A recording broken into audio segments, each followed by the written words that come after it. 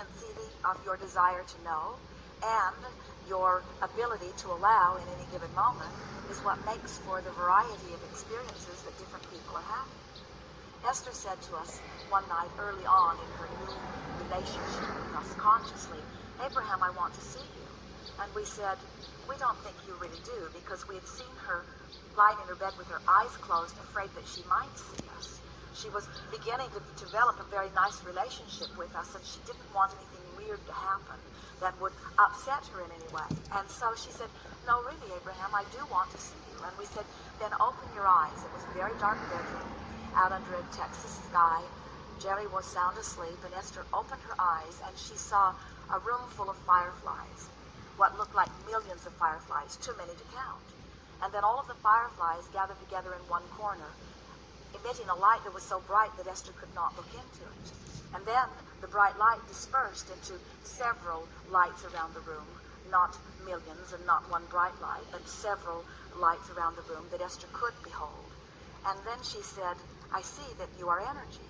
And we said, "This is your visual translation of that which we are." And it is the most accurate translation that Esther and her practical mindedness could find, because it was the translation in the way that we were projecting it. In other words, we want Esther to understand that we are energy. There are those who want their spirit guide or their non-physical energy stream to be translated to them in ways that match the stories that they've been told. One day, early in also in Jerry and Esther's experience, they did a radio broadcast in Dallas, Texas. And one of the women who heard the broadcast came to the first meeting and later became a very good friend with Jerry and Esther.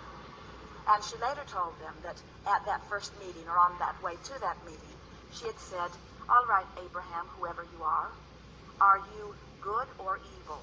Which sort of gives you an idea of where she was at that time. She did not yet know what we had to say, and she was not sure how it all broke down into physical terminology. And so, as the meeting unfolded, Esther remembers Abraham sitting in a chair and opening her eyes, and then pausing in silence for what felt to Esther like a very long time. And then the meeting got underway, and the questions and answers began. And a few weeks later, once Jerry and Esther became very good friends with this dear woman, she told them about her story, about how she had quizzed us on the way to the meeting, and that when Esther, Abraham, opened their eyes, that the room filled with wings of angels. And so we were offering a block of thought to this woman who was asking this intense question, a woman who was able to interpret visually on many occasions, and her interpretation gave her the answer that she was looking for, you see. And so we want to say to you in a soft way that it is in the eye of the beholder, in the sense that everyone has the ability to interact with non-physical, but you cannot interact apart from the beliefs you already hold. So sometimes in the beginning, what you will receive in terms of what you see or even what you hear will match the belief system that you hold. And in time, as you get more in sync with who you are, and you're able to relax and release some of the folklore that you've picked up along your physical trail, then you can begin to have more of your own authentic experience. But we want to say to you, one who sees light in a room or fireflies in a room is not more accurate than one who sees a room filled with angels' wings or angels. In other words, you get to interpret this in whatever way that you want to. It is offered to you purely, but you are the interpreter of it, and so you make it what it is. And so, over time, it is extraordinary the amount of stories that physical man tells about his interaction with non-physical. We would call all of it real. We would call all of it valid. And then we would say, if we were standing in your physical shoes, in what way do I want to interact? Esther was not coming from a religious basis, and she did not want any distortion whatsoever. She was the purest slate that we had seen, in that she had not come to any conclusions of her own that would prohibit her from being able to receive clearly what we were offering. And so, as Esther finds words, they are always words that match the intention that we are offering.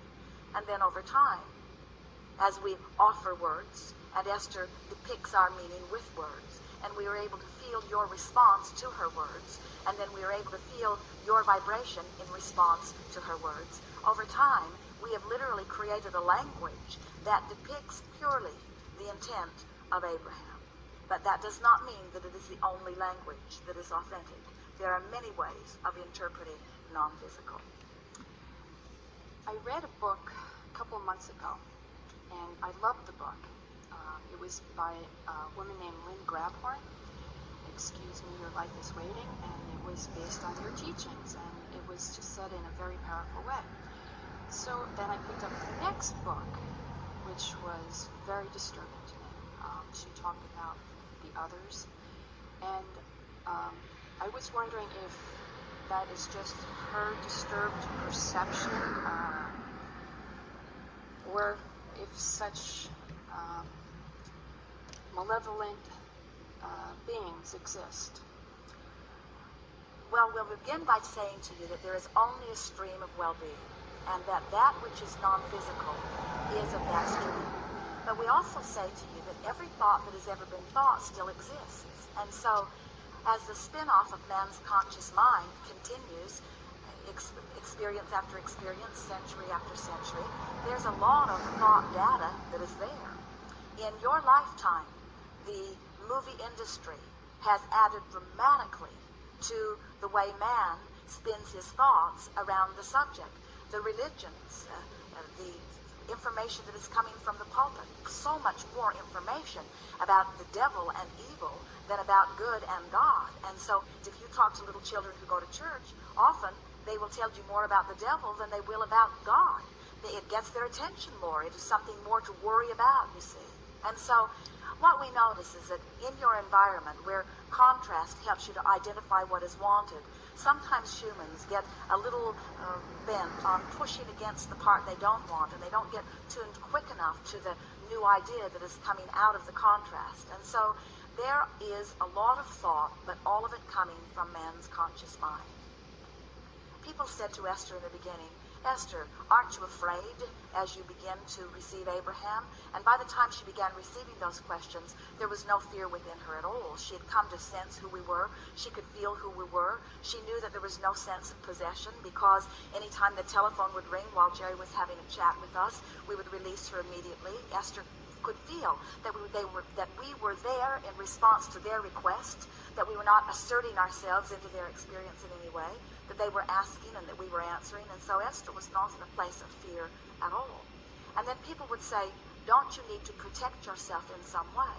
And as Esther heard more and more of them saying that, she began asking us about that. And we said, it's just like saying, if I set my radio dial on 6:30, do I need to worry about getting something from all of the other stations? And the answer is no. When you set your tuner, law of attraction is going to bring you that which is a vibrational match to the signal that you yourself are set at, you see. And so Lynn Grabhorn was a woman, a wonderful woman, who came to many of Jerry and Esther's gatherings. She came to them one day, wanted to have lunch with them, and explained to them that she was going to write a book, and that she was going to base it on what Abraham had to say. And she also said, and I'm not going to tell anyone where I'm getting the material, because I think there are people out there that are very afraid of this kind of thing.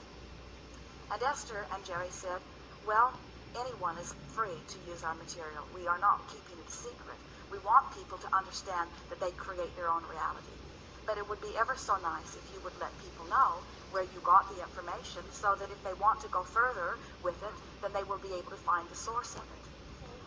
And now Esther can see, as she gets feedback from the second book, that this woman, this dear woman, was fearful of many things prior to coming to Jerry and Esther.